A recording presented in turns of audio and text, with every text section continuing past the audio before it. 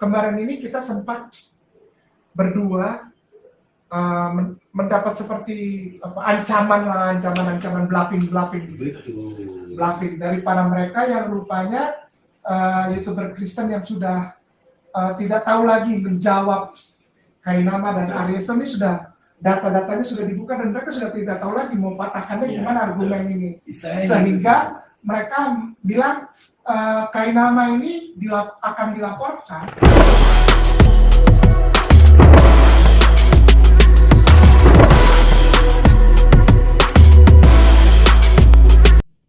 Shalom, salam sejahtera di dalam kasih Tuhan Yesus Kristus. Kembali berjumpa dengan saya di dalam kajian Suara Kebenaran.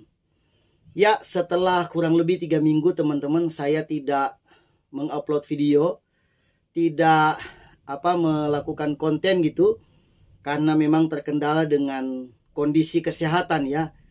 Saya selain sibuk memang juga mengalami sakit.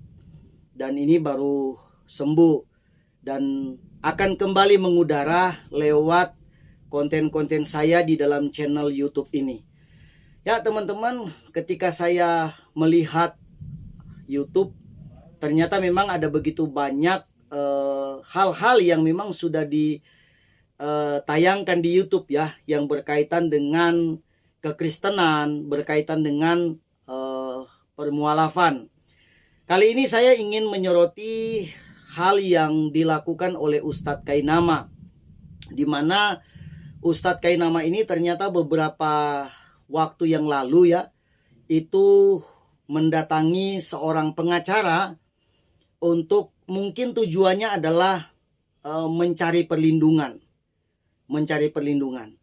Makanya saya di thumbnail itu saya memberikan semacam pernyataan di judul itu adalah Ustadz Kainama ini memang seorang pengecut menurut saya gitu ya. Kenapa? Dia banyak melakukan tudingan-tudingan, tuduhan-tuduhan, melakukan kebohongan-kebohongan di dalam pernyataan-pernyataan dia. Tetapi ketika ada orang yang mencoba ingin memperkarakan kebohongan dia itu, dia langsung mencari pengacara dan berusaha untuk meminta perlindungan.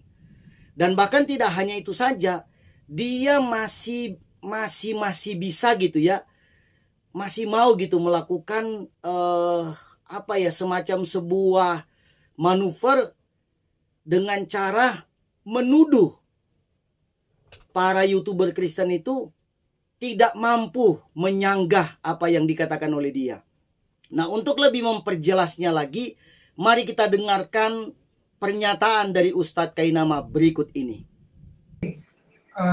Kemarin ini kita sempat berdua mendapat seperti ancaman bluffing dari para mereka yang rupanya YouTuber Kristen yang sudah tidak tahu lagi menjawab Kainama dan Aries. Ini sudah data-datanya sudah dibuka dan mereka sudah tidak tahu lagi mau patahkannya gimana argumen ini, sehingga mereka bilang Kainama ini akan dilaporkan atas dasar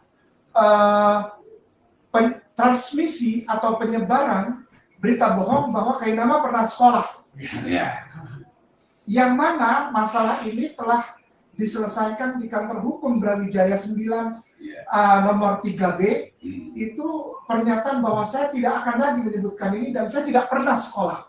Itu sudah ditandatangani di atas meterai dan di kantor hukum juga di Brawijaya tahun 2018. Demikian Kakanda.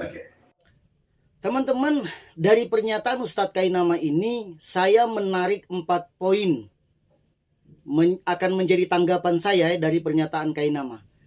Yang pertama, dia mengatakan bahwa YouTuber Kristen itu melaporkan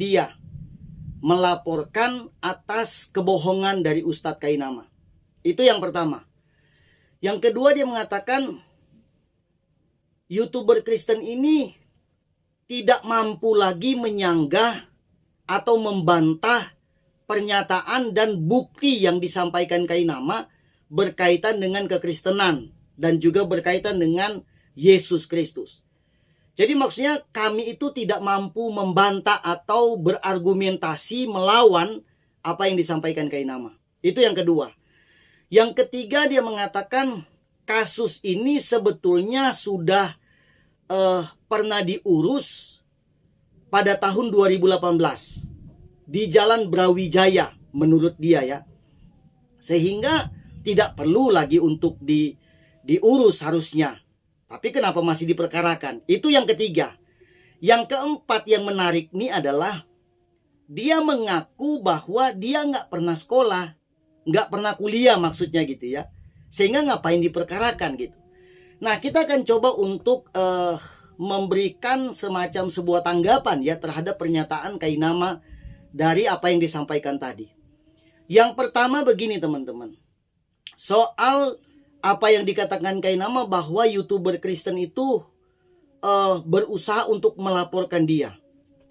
Saya tidak pernah mendengar dan melihat bahwa ada pihak YouTuber Kristen yang mencoba untuk melaporkan dia atas kebohongan yang dilakukan oleh Kainama. Kalau misalkan ada yang melaporkan dia, ya mungkin ini adalah mereka-mereka yang berkaitan dengan STT itu. Kan dia kan berbohong bahwa dia pernah kuliah S1 di STT Jakarta. Kan begitu ya. Nah jadi mungkin mereka yang berusaha untuk melaporkan dia, bukan para YouTuber Kristen. Jadi kalau dia mengatakan bahwa YouTuber ini yang melaporkan dia, YouTuber mana yang melaporkan dia? Kan bukan YouTuber yang melaporkan, tapi mereka yang berkaitan dengan mungkin STT ya. Itu pun kalau dilaporkan beneran, kalaupun dilaporkan begitu. Tapi kan ini sebenarnya bentuk ketakutan dan saya menggunakan kata pengecutnya daripada Kainama ini. Sehingga ketika dia mendengar mungkin ada yang mau melaporkan, maka dia langsung mencoba untuk mencari perlindungan kepada pengacara ini. Nah yang kedua, dia mengatakan bahwa YouTuber Kristen ini sebetulnya sudah tidak mampu untuk melawan Kainama atau mengomentari Kainama terkait dengan apa yang selalu disampaikan dia. Sudah tidak mampu menyangga. Dari mana tidak mampu? Dari semua YouTuber Kristen itu selalu menyangga apa yang disampaikan Kainama berkaitan dengan Alkitab, berkaitan dengan Yesus dan banyak hal yang masih ada kaitan dengan Alkitab. Tuduhan yang salah, kebenaran-kebenaran yang disalahkan oleh Kainama, semuanya itu disanggah dengan begitu elegan dan begitu luar biasa gamblang oleh YouTuber Kristen. Jadi tidak ada yang tidak disanggah dan dia mengatakan kami tidak mampu. Tidak ada, semua sudah diklarifikasi dan dijelaskan oleh YouTuber Kristen. Sehingga sebenarnya Kainama ini sudah tidak punya bahan lagi untuk melakukan pembohongan. Karena kalau kita dengar dari YouTube-nya dia, beberapa channel yang selalu mengupload pernyataan Kainama itu bolak-balik, mutar balik lagi di situ, bolak-balik lagi, ulang lagi, diulang lagi. Itu aja yang dia sampaikan, diulang-ulang dan terus diulang-ulang. Dia tidak pernah punya bahan baru. Sehingga dalam hal menyangga ini tidak sulit buat kami. Itu. Jadi ketika dia mengatakan kami tidak mampu menyangganya, dari mana tidak mampunya? Semua sudah dibantah oleh YouTuber Kristen. Dibantah dengan begitu luar biasa, termasuk saya di dalamnya. Kemudian yang ketiga, dia mengatakan bahwa sudah diselesaikan di Jalan Brawijaya nomor 9 pada tahun 2018. Kami tidak tahu juga ya apakah apa yang diselesaikan di dalamnya. Kantor apa itu di Jalan Brawijaya kami tidak tahu karena dia tidak menjelaskan secara detail tentang kantor itu dan apa yang dia selesaikan di sana. Ini kan juga masih gamang begitu ya, tidak jelas apa yang dimaksudkan dia diselesaikan di sana. Menyelesaikan apa sebetulnya? Menyelesaikan tentang pernyataan kebohongan dia. Dia mengatakan bahwa dia berjanji tidak akan berbohong lagi. Kalau rentang waktu 2018, teman-teman harus ingat bahwa setelah 2018 ya tahun yang lalu dan sebagainya, dia masih melakukan kebohongan itu. Masih mengaku dia kuliah, masih mengatakan bahwa dia kuliah di Haifa Israel, kuliah di Belanda, kuliah di Vatikan, kuliah di STT Jakarta, itu kan dia masih sampaikan. Berarti dia melanggar sumpah dan perjanjian dia. Yang dia katakan tadi sudah diselesaikan di Jalan Brawijaya tahun 2018. Kemudian yang terakhir ini yang sangat menarik, kita pegang kata-kata dia. Dia mengatakan saya tidak sekolah. Artinya tidak kuliah maksudnya ya. Kan sekolah dalam hari ini kan artinya yang dia sampaikan selama ini adalah kuliah. S1, S2, S3, S4. S4. Dia mengatakan dia tidak sekolah. Nah, kita pegang kata-kata ini. Kalau memang dia jujur mengatakan dia sekolah dan kami yakin bahwa dia memang tidak pernah kuliah, maka berarti semua yang disampaikan dia selama ini itu semua zong, bohong. Apa yang kita mau percaya dari dia, yang kita mau terima dari dia itu apa? Karena semua yang dia sampaikan itu tidak benar, bohong. Kalau dia berani berdusta, berani berbohong tentang pendidikan kuliah dia di STT, maka pernyataan dia tentang isi Alkitab juga semua itu mengandung kebohongan. Itu aja teman-teman. Pegang kata-kata ini. Sehingga tidak salah kami sebagai YouTuber Kristen untuk memberikan klarifikasi, penjelasan, bantahan, sanggahan terhadap apa yang disampaikan Kainama selama ini. Apapun yang dia katakan tentang Alkitab, tentang Yesus Kristus, menikah, punya banyak istri, punya banyak anak dan sebagainya, semua itu salah dan tidak benar. Karena dia sudah mengaku dia tidak pernah kuliah. Kalau dia tidak pernah kuliah, seperti yang dia selalu sampaikan, dia dapat ilmu itu dari kuliah. Ilmu yang dia dapatkan dari mana kalau dia nggak pernah kuliah? Ya, dia dapatkan dari otaknya sendiri. Karena dia adalah hidup di dalam dunia tifu-tifu. Begitu teman-teman ya.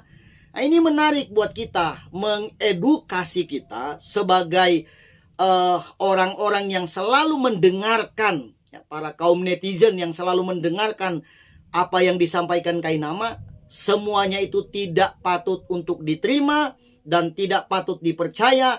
Karena memang semuanya mengandung kebohongan.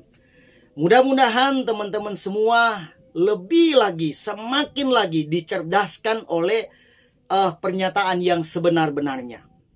Terima kasih sudah menyaksikan channel ini. Dan mari kita berjuang bersama untuk menegakkan kebenaran.